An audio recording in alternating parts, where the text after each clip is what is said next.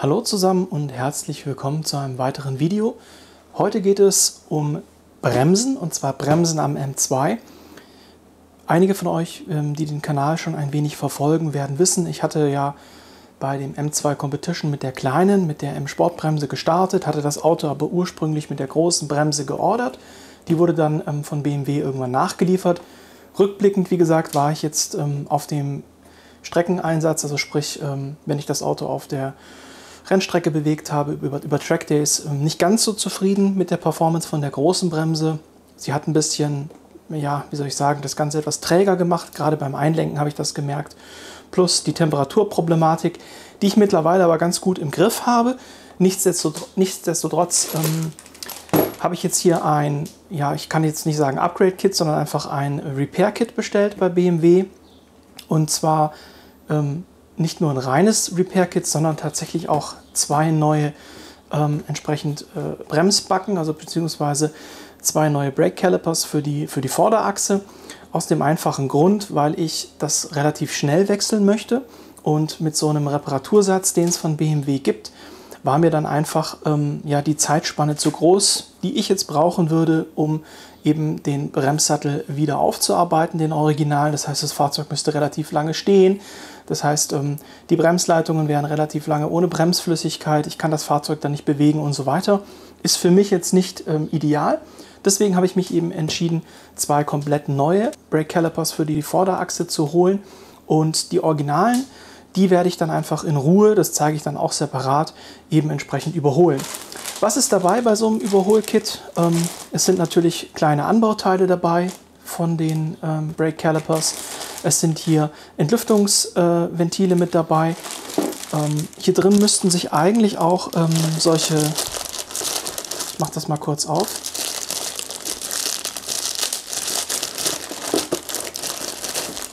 Also das sind die Stifte, die ihr verwendet, um diese kleinen Federn, die nachher die Bremsbeläge in den Bremszangen halten. Das zeige ich gleich nochmal. Dann hat es eben Staubkappen für die Ventile. Und das eigentlich Wichtige sind hier diese Ohrringe. Diese Ohrringe, die es gibt, müssten eigentlich auch irgendwo dabei sein. Okay, auf den ersten Blick hier nicht. Vielleicht sind sie in den Bremsbacken mit drin. Das hier sind tatsächlich jetzt nur die Kleinteile, also sprich diese Feder, die hinten in der Bremszange drin sitzt und dann über die Stifte gehalten wird und eben Druck ausübt, damit der Bremsbelag innerhalb der Bremszange sozusagen richtig positioniert ist, plus eben diese kleinen Ventile und die Staubschutzkappen.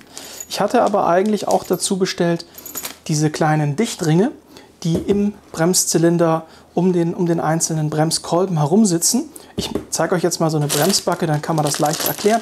Das sind die Schrauben, mit denen man dann nachher die komplette Bremszange am Radträger befestigt. Das sind den Schrauben, das heißt, die habe ich auch neu. Packe ich das mal weg. Dann hätte ich gesagt, schauen wir uns einmal so eine Bremszange an. Die kennt ihr ja schon, da habe ich auch schon mal ein Video gemacht. Wie gesagt, die ist jetzt nicht groß unterschiedlich.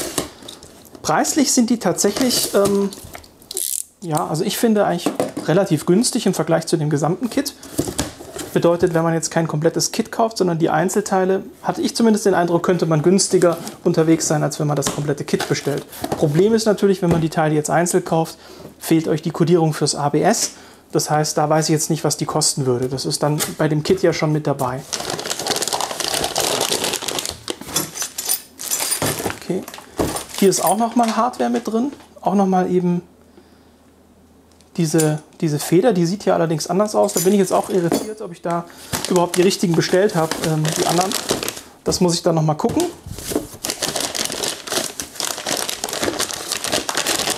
Ich hatte das jetzt alles noch nicht offen, deswegen, ja, wie gesagt, wenn mir jetzt solche Fehler auffallen, wie dass ich vielleicht die falschen Bremsfedern bestellt habe für die Bremsbeläge, dann fällt mir das eben erst jetzt auf.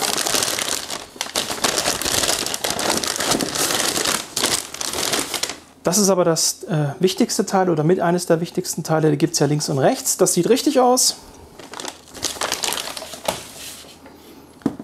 Das ist also hier, wie gesagt, die die große Bremszange, die 6-Kolben-Anlage, aber wie gesagt, die kennt ihr ja schon von dem anderen Video. Und was ich euch zeigen wollte, was bei mir jetzt eben das Problem ist, das sind diese Gummis hier, oder beziehungsweise diese Dichtungen. Da gibt es ja insgesamt eben 6 Stück. Das heißt also für jeden der Bremszylinder, wir haben ja hier jetzt 6 Bremszylinder auf jeder Seite, haben wir insgesamt, Moment, hier kann man es jetzt einigermaßen gut erkennen, auf jeder Seite haben wir eben, wie gesagt, 3 Bremszylinder, was dann insgesamt 6 Bremszylinder ergibt. Und bei meinem Bremssattel ist es jetzt eben so, ich hatte das Fahrzeug circa auf, ich glaube, 8 Trackdays oder so im Einsatz. Und wie gesagt, da fährt man dann so 4 bis 5 Stunden. Ist eben das Problem entstanden, dass sich diese Dichtungen hier, ja, die haben extrem gelitten. Sprich, also die dichten nicht mehr richtig ab. Die eine Dichtung sieht auch optisch, das kann ich jetzt mal noch einblenden vom Auto her. Ich mache mal eine Aufnahme vom Auto, die ich jetzt hier einblende oben. Da sieht der Dichtring eben auch nicht mehr gut aus. Das zeige ich dann auch noch mal in einem zweiten Teil, wenn es wirklich an die Montage geht, beziehungsweise an den Tausch. Jetzt heute schauen wir uns erstmal nur die Teile an. Und wie gesagt, hier ist jetzt tatsächlich alles dabei bei diesem Tauschbremssattel, bis auf die Schrauben, die habe ich ja extra bestellt. Aber hier sind sogar schon eben die Ventile mit verbaut. Laut BMW hätte ich die extra gebraucht, deswegen habe ich die extra bestellt. Ist aber gar nicht notwendig. Bedeutet also für euch, wenn ihr auch mal so einen Wechsel machen wollt, dann ist es vollkommen ausreichend, euch eben entsprechend einfach die Befestigungsschrauben zu besorgen, um den Sattel am Fahrzeug zu befestigen, plus eben den Sattel selbst, Bremsleitungen und alles andere. Na klar, ihr braucht natürlich auch neue Bremsbeläge, aber das ist, denke ich, ja, selbsterklärend. Aber wie gesagt, so habt ihr eben die Möglichkeit, den kompletten Sattel zu tauschen. Das ist dann ein relativ schneller Prozess. Ihr montiert das am Fahrzeug und müsst dann lediglich die originale Bremsleitung hier anschließen. Das war es also jetzt, wie gesagt, in Sachen ja, Bremszange. Ich hatte die damals schon mal gewogen. Ich packe den jetzt aber trotzdem nochmal auf die Waage, damit wir einfach nochmal, vielleicht hat sich ja was geändert an der Spezifikation, ich glaube es nicht. Aber bevor ich jetzt ewig die alten Gewichte raussuchen muss, wie gesagt, packe ich ihn jetzt nochmal kurz auf die Waage und blende euch das Gewicht ein. So, ich habe die Bremszange jetzt eben auf die Waage gelegt und wie wir sehen können, sind es genau 5 Kilogramm. Bin mir jetzt wie gesagt nicht sicher, weil ich jetzt hier aktuell nicht weiß, was das ursprüngliche Gewicht war, was ich gemessen habe, als ich die das erste Mal gekauft habe. Aber es ist auf jeden Fall ein deutlicher Unterschied zu der M-Performance Bremsanlage. Da blende ich jetzt auch nochmal das Gewicht von der kleinen 4-Kolben M-Performance Bremsanlage bzw. der Bremszange von der Vorderachse ein, damit ihr das als Vergleich habt. So, jetzt haben wir also auch das Gewicht gesehen und nochmal den Vergleich zu der Bremsbacke von der M-Performance-Anlage. Das heißt, die Bremszange packe ich jetzt wieder weg. Was hier vielleicht noch erwähnenswert ist, wie gesagt, ich zeige das dann nochmal separat, wenn ich die Sachen verbaue, aber als Vorabinformation für euch, wenn ihr die Bremszangen am Fahrzeug verbaut, immer bitte darauf achten, da gibt es linke und rechte Seite. Das ist besonders wichtig in Bezug auf die Entlüftungsventile. Bedeutet, wenn ihr die Seiten vertauscht, besteht die Gefahr, beziehungsweise ist es eben so, dass die Ventile jetzt bei diesem Bremssattel dann in die falsche Richtung zeigen. Also zum Beispiel nicht nach oben, sondern nach unten, was dann das Problem ergibt, dass ihr nicht mehr sauber entlüften könnt. Denn die Luft steigt nach oben, weil sie eben besonders leicht bzw. leichter als die Bremsflüssigkeit ist. Und wenn ihr den Sattel auf der falschen Seite montiert, also den Sattel, der für die Fahrerseite gedacht ist, auf der Beifahrerseite montiert, dann zeigt eben das Entlüftungsventil nicht mehr nach oben, sondern nach unten. Und dann habt ihr ein Problem beim Entlüften. Das jetzt wie gesagt schon mal vorab, aber das würde ich dann auch noch mal erwähnen, wenn ich das am Fahrzeug verbaue.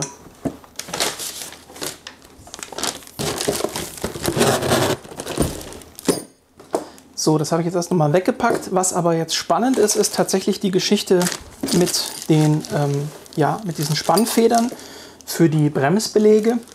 Da ist es wohl wirklich so, also das ist jetzt das Teil, was original bei dem Bremssattel mit dabei war. Und das, wie man sehen kann, ist die Feder hier ja ganz anders geformt und auch die Führungsstifte sind ganz anders geformt. Das ist das Teil, was ich bei BMW bestellt habe. Ich vermute, entweder hat man mir da die falsche Information gegeben. Ich hatte extra mit denen gesprochen, was ich brauche und habe diese Teilenummern genannt bekommen. Also entweder, wie gesagt, ist da bei denen irgendwo ein Fehler gewesen mit den Teilenummern, denn ja, das hier sieht auf jeden Fall komplett anders aus. Aber ich habe jetzt mal beide Versionen. Ich vermute, die hier sind wahrscheinlich eher für die 4-Kolbenanlage, aber das sehe ich dann, wenn ich es verbaue. Wie gesagt, lieber zu viele als zu wenig Varianten. Irgendeine wird schon passen, denke ich mal. So, das wie gesagt hierzu. Das mit den Ventilen, wie gesagt, hätte ich jetzt auch nicht gebraucht. Also als Info für euch, da hatte ich auch bei BMW gefragt, wie sind diese Bremssättel ausgestattet, was brauche ich da noch zusätzlich? Die Info war, dass ich eben die Ventile brauche und eben diese Federn. Wie man sehen kann, war die Info falsch. Das heißt, wenn ihr den Bremssattel bestellt, braucht ihr lediglich die Befestigungsschrauben. Die müsst ihr separat kaufen. Die haben wir hier. Wie gesagt, das sind den Schrauben, das heißt, die müsst ihr auf jeden Fall ersetzen. Ansonsten alles andere ist, wenn ihr so einen Sattel bestellt, bereits mit dabei. Und was ich jetzt hier vermisse, ist wie gesagt die Dichtungsringe, die ich eigentlich bestellt hatte. Das heißt, da muss ich dann auch noch mal mit BMW sprechen, was denn da schiefgelaufen ist, dass die entsprechenden Dichtungsringe für den Sechskolbensattel nicht dabei waren. Aber auch das zeigt mir wieder, ich habe alles richtig gemacht, indem ich so einen kompletten Sattel bestelle. Dann kann ich das auf jeden Fall tauschen, das Fahrzeug direkt weiter bewegen und habe nicht solche Probleme, dass mir dann nachher irgendwelche Ersatzteile fehlen. Dann ein weiteres Teil, was ich im Zuge der Erneuerung der vorderen Bremsen mit verbauen werde. Jetzt habe ich ja wie gesagt einen komplett neuen Sattel, da kommen dann eben auch wieder die Pargit-Belege mit dazu. Und was ich jetzt auch mir noch sozusagen gekauft habe, was eben auch noch mit gewechselt wird, sind die Bremsscheiben. Die sehen auch nicht mehr so knackig aus. Und das ist einfach jetzt an der Zeit. Jetzt von der Laufleistung haben die noch gar nicht so viel runter, aber diese starke Belastung auf der Rennstrecke hat denen einfach entsprechend zugesetzt. Bedeutet, ich packe hier jetzt einfach mal zum Ausprobieren, keine Ahnung wie gut die sind, das werde ich euch dann berichten, von Girodisc entsprechende Ersatz- oder Aftermarket Bremsscheiben drauf. Die sind zweiteilig, das bedeutet, also das steht hier drauf, dass sie zweiteilig sind. Der Vorteil hier ist dann, ich kann sozusagen den Reibring wechseln und das innere Teil bleibt erhalten. Angeblich sollen die auch ein bisschen leichter sein. Ich blende dann, beziehungsweise ich packe die gleich auf die Waage und blende dann auch nochmal die Gewichte von den originalen Bremsscheiben ein. Die habe ich ja damals gewogen, als ich die bekommen habe. Und das gibt es eben passend für den M2 bzw. M2 Competition für die große Bremsausführung. Was ist dabei? Bisschen Papierkrimskrams. Die kriegt man übrigens auch eingetragen. Das heißt, die werde ich dann auch eintragen lassen. Da gibt es ein Materialgutachten und dann kann man die mittels Einzelabnahme am Fahrzeug eintragen lassen. Sticker sind dabei, super. Holen wir die mal raus. Wirklich leichter fühlen sie sich nicht an, aber das war ja schon bei den Originalen der Fall, dass die schwer waren. Ich packe die jetzt hier mal komplett aus dem Karton.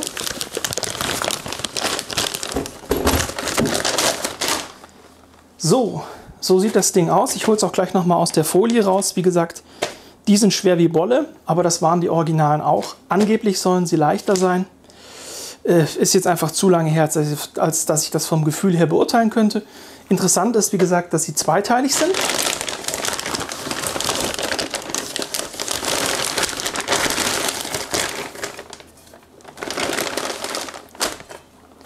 Das sehen wir jetzt hier, denke ich, ganz gut. Ich stelle sie mal so ein bisschen auf. Dann können wir hier eben schön erkennen, auch schwimmend gelagert und zweiteilig. Das heißt, wir haben hier Verschraubpunkte und wir haben einen Mitteltopf. Und dieser Mitteltopf, der bleibt dann eben bestehen. Und alles, was man noch wechseln muss, ist dieser Reibring, der an den Mitteltopf angeschraubt ist. Bedeutet, man löst diese Schrauben, kann dann den Reibring, der abgenutzte Reibring, einfach entfernen und setzt wieder einen neuen Reibring an. Ich habe jetzt mal noch keinen Ersatzreibring bestellt, denn ich möchte erstmal testen, wie die performen und natürlich jetzt auch gleich gucken, ob die wirklich leichter sind. Hier ist es auch so, wie eben erwähnt, bei den Bremssatteln sind die hier eben auch pro Seite. Das heißt, die bitte auch, wenn da links drauf steht, auf der linken Fahrzeugseite bzw. der Fahrerseite montieren und wenn da rechts drauf steht, auf der Beifahrerseite. Ansonsten gibt es zu denen erstmal nicht viel zu sagen. Wie gesagt, preislich auch kein mega Unterschied. Später ist es dann eben mal von Vorteil, wenn man nur noch den Reibring tauschen muss, dann ist das ein bisschen besser oder günstiger als die gesamte Bremse.